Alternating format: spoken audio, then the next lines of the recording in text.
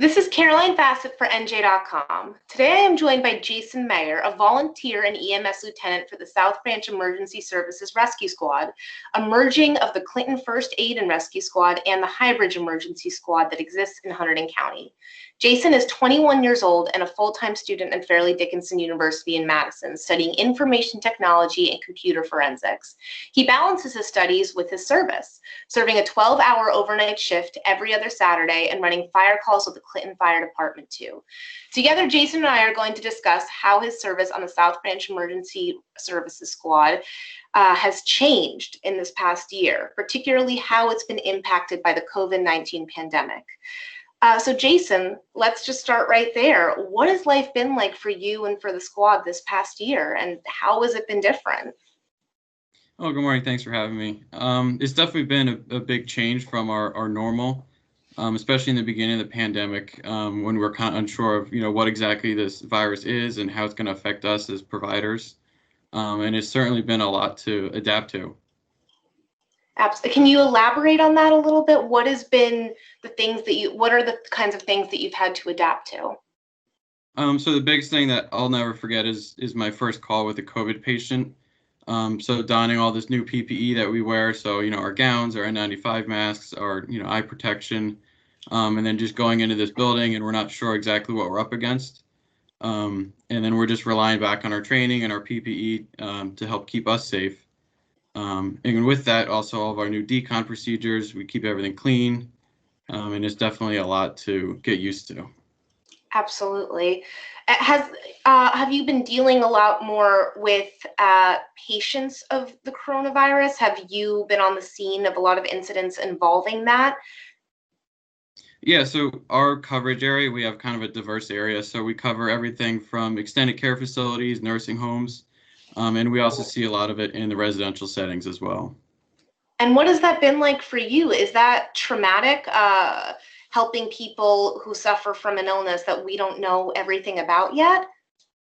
It's definitely kind of a new thing that we're dealing with, nothing that we've seen before. Yeah. So it's definitely nice and it's a good feeling to be able to help these people. What has been the biggest challenge that you faced in the past year as a member of the squad? The biggest challenge is probably just adapting to all these new things. So every day we're constantly bombarded with, new policies, new procedures, new guidance from the state and the Department of Health and everything like that. So just staying on top of everything and making sure that we're doing the best that we can is definitely a lot to take over. Absolutely. Have there been any days where you're worried you're not following the correct procedures, where you worry about putting your own health or someone else's health at risk? Especially during the beginning when, we really weren't sure what the best thing to do is. I definitely think more recently we kind of have a better idea of how to handle this and how to keep ourselves safe. So especially with our cleaning procedures and all of our PPE, we're kind of doing a better job now, especially to keep ourselves safe and to keep our patients safe as well. Absolutely. And, I know the merging, that just happened this past July, correct? Yeah, correct. Right in the middle of it. And so what was that like? I mean, so months into the pandemic, there's this big change on the squad. Was that another difficult thing to adjust and adapt to? It was a lot going on at once, but it was definitely for the better of the community. So formerly Clinton First Aid and Rescue Squad and then High Bridge Emergency Squad. We've come together to merge. So now we have a greater pool of people to cover a better area. So it's definitely better, helps us to serve both the communities. Absolutely. And can you, again, elaborate upon that a little bit too?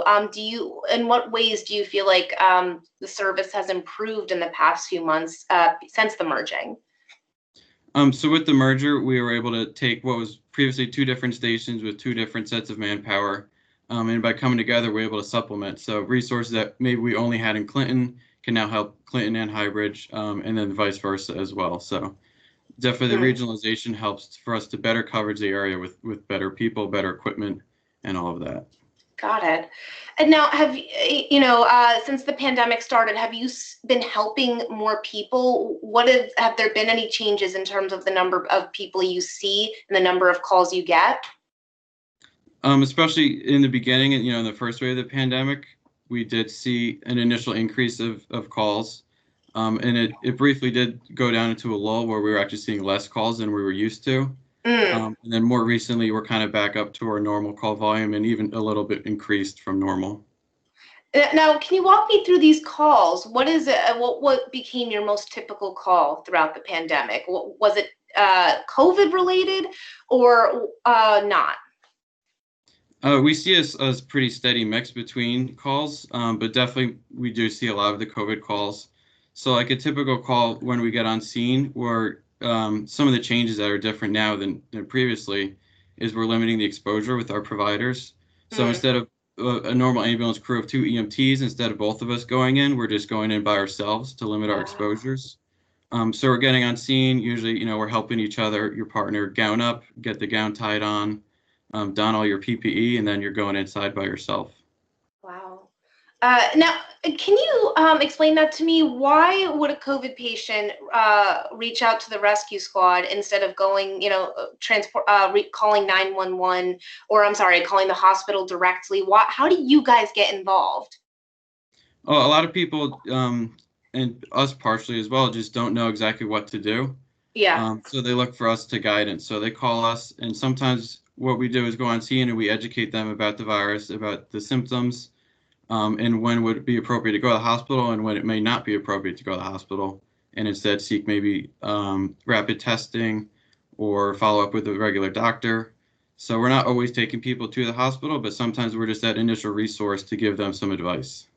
Okay, that makes a lot of sense. Now, reflecting on this past year, is there a particular day, COVID related or non-COVID related, that sticks out to you as maybe one of the hardest days, or maybe one of the most positive experiences on the squad? I'll definitely always remember, like I said before, my first COVID call ever, putting on that gown for the first time, Yeah. putting on all these new PPE devices that we really haven't used before as much as we do now, and just going into that building and helping this patient who had this disease, this virus. What about in terms of a positive experience? What sticks out to you? On the positive side, I think it's kind of brought us all together as providers. We're all here for each other. We help each other through everything. Even with going back to the PPE, we're helping each other gown up, get ready for these calls. After the calls, we're helping each other clean, and decon. So it kind of helps us just come together even more than we were before. Great. And you are a student too. What has that been like, balancing your time on the squad during the pandemic and also readjusting to being a student during the pandemic? It's been a big change. So back in March, just like most other schools, we closed down for what was supposed to be just a week or two, to figure out exactly what was going on, especially Fairleigh Dickinson being up in one of the higher hit areas in Bergen County. And then from there, it was just slowly extended, and eventually my entire semester was fully remote, and my most semester as well was remote. So it's definitely been a lot to get used to, with everything being electronic and Zoom meetings and all of that. Absolutely. And now we're approaching winter break. Are you done? Are you done with your most recent semester? Do you have finals coming up? Are you done with finals? What's going on for you now? Yeah, I just finished up finals. I'm all registered for my next semester already, which I also did find out is going to be completely online as well. Oh gosh. Even before the pandemic happened, you were obviously a student. Why did you decide to join the squad? Why did you decide to make this commitment? So I joined the squad when I was in high school, actually. So I joined as a cadet, at 16 years old, and it was just kind of something fun to do on the side outside of school, kept me busy. And from there, it kept growing and kept doing more with the squad, and eventually it becomes like a second family down there. So Yeah. we're all there for each other, and we love doing it. And what are your plans for the future, both in terms of your studies and your service to the squad? Do you see an expiration date for how long you want to be with South Branch? Well, I certainly never know what the future will hold. Mhm. Once I'm done with school, I'm trying to get into a cybersecurity field. I certainly would love to continue volunteering with South Branch as long as I can. Absolutely. And we know we've been getting positive news as of late. The vaccine, New Jersey just was beginning to administer vaccines on Hmm. Tuesday.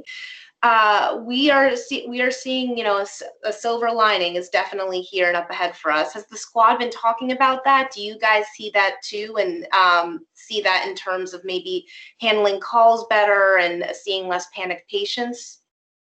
Yeah, so we're definitely excited to get the vaccines rolled out. Of course, as healthcare providers, we would be one of the earlier ones to get the vaccine available to us.